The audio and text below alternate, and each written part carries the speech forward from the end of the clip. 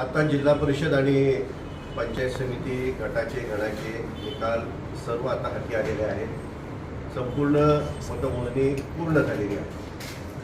या सर्व कामी त्या ठिकाणी सर्व शासकीय अधिकाऱ्यांनी, प्रांतसाहेब, तहसीलदार साहेब या सर्वांनी त्या ठिकाणी जे सहकार्य केलं याबद्दल त्यांचे सुरुवातीलाच मी मनापासून आभार मानतो. आणि त्याचबरोबर रात्रंदिवस असंख्य कार्यकर्ते त्या ठिकाणी कष्ट घेत होते आणि त्यामुळं आज फलटण तालुक्याच्या इतिहासामध्ये पहिल्यांदा शिवसेनेचे 5 उमेदवार त्या ठिकाणी निवडून आलेले आहेत.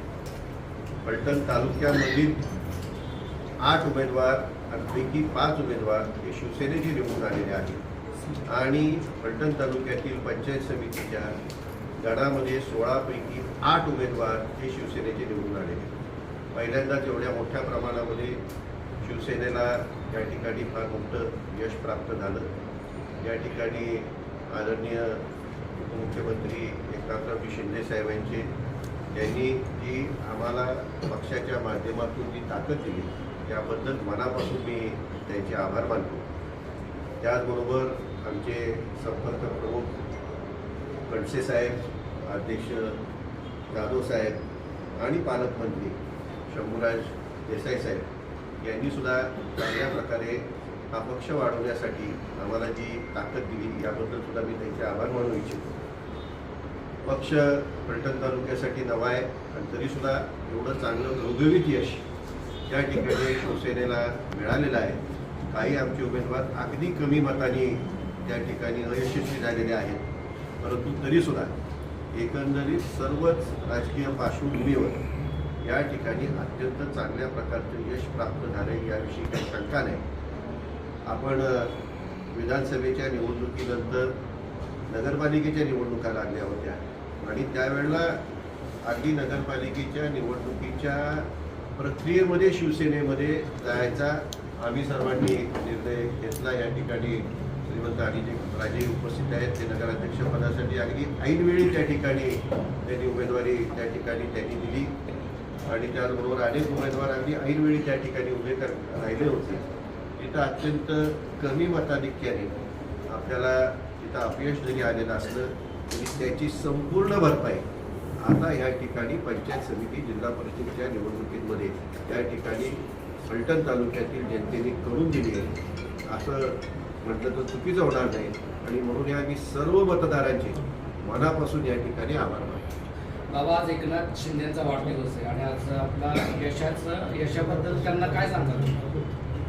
आज आदरणीय आमचे नेते एकनाथरावजी शिंदे साहेबांचा वाढदिवस आणि त्यांना खऱ्या अर्थाने एवढं घवघवीत यश हे फलटण तालुक्यामध्ये आणि सातारा जिल्ह्यामध्ये शिवसेनेला जे मिळालेलं आहे याकरता मी मनापासून त्यांना वाढदिवसाच्या या ठिकाणी शुभेच्छा व्यक्त करतो. बाबा, विरोधक म्हणत होते की कुळकी जिल्हा परिषद मतदारसंघातून श्रीमंत संजूराजे नाईक निंबाळकर लढणार, मात्र तुम्ही ऐनवेळी सह्याद्री भाईंना संधी दिली. तुम्ही घाबरला असा विरोधकांनी तुमच्यावर आरोप केला, याबद्दल काय सांगाल? मी मागच्या वेळेला ज्या वेळेला निवडून आलो, जिल्हाध्यक्ष झालो, त्याच्यानंतरच मी त्या ठिकाणी जाहीरपणे अनेकदा सांगितले की इथून पुढे जिल्हा परिषदेमध्ये जाणार नाही.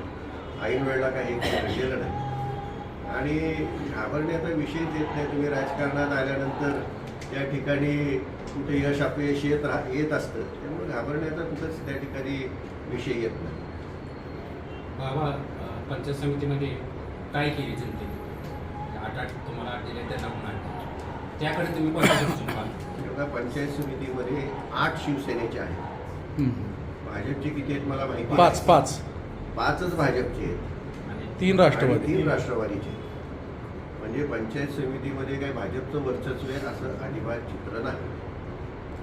बाबा, विधानसभा आणि नगरपालिकेमध्ये आपल्याला पराभवाला सामोरं जावं लागलं. यानंतर पंचायत समिती आणि जिल्हा परिषदेमध्ये घवघवीत यश मिळालं आपल्यापेक्षा, त्याबद्दल? गेल्या अनेक वर्षापासून आम्ही या ठिकाणी काम करतोय. या ठिकाणी काही घाटावरची मंडळी या ठिकाणी आली होती, त्यांची भाषणं झाली. ज्या ठिकाणी रामरायांचा उदय झाला तिथंच त्यांचा अस्त होईल असं काय असतं, काही रामराजांचा होत नसतो. ज्या संपूर्ण दुष्काळी भागाला ज्यांनी पाणी आणलं, माण तालुक्यालाही पाणी जे मिळालेले ते रामरायांचीच कृपा आहे. त्यांचा अस्त होण्याचा कधी विषयच येत नसतो. आणि या ठिकाणी आता तुम्ही पाहिलेलंच आहे किती घवघवीत यश त्या ठिकाणी मिळालेलं आहे.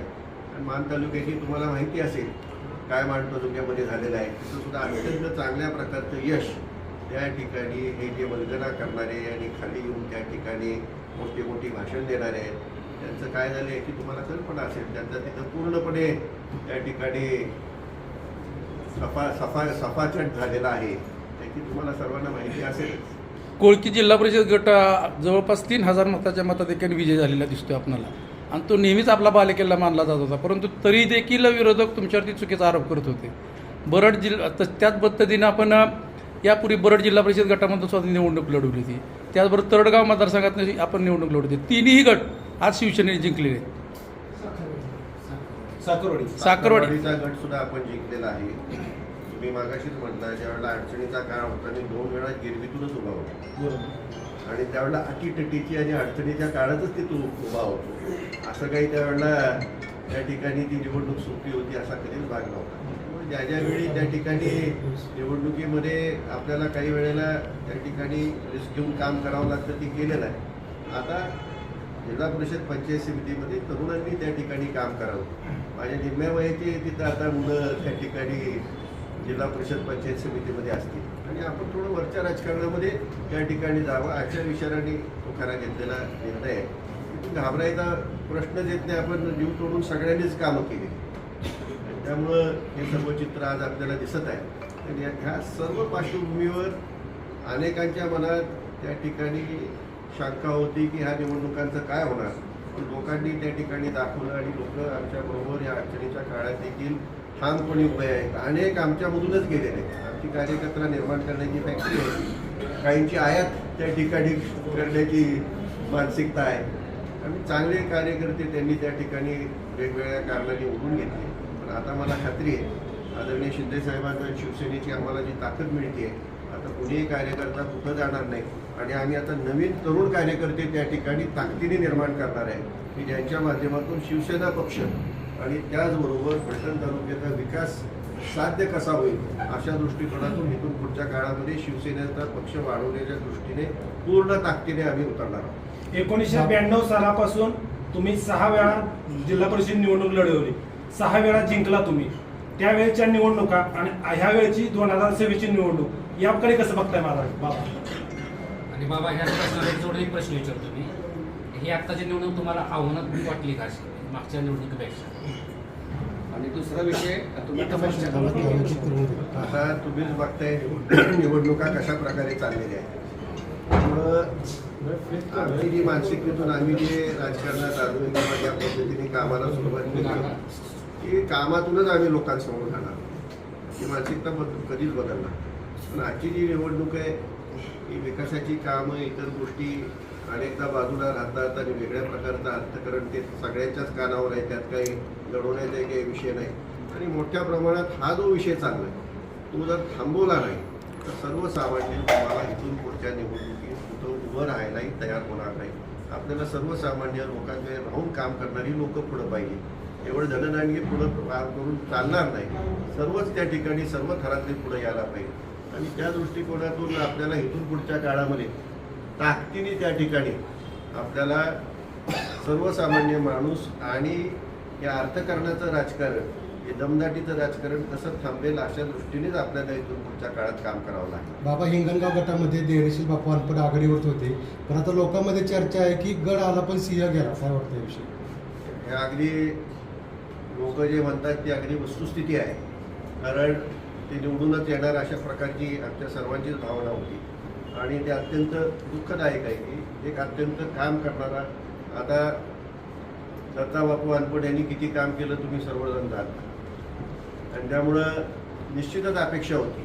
आणि जिल्हा परिषदेमध्ये आता जाऊन सुद्धा त्या ठिकाणी त्यांच्या मार्गदर्शनाखाली इतर सदस्यांना सुद्धा त्या ठिकाणी थोडंफार त्या ठिकाणी काम करण्याची संधी मिळाली असती.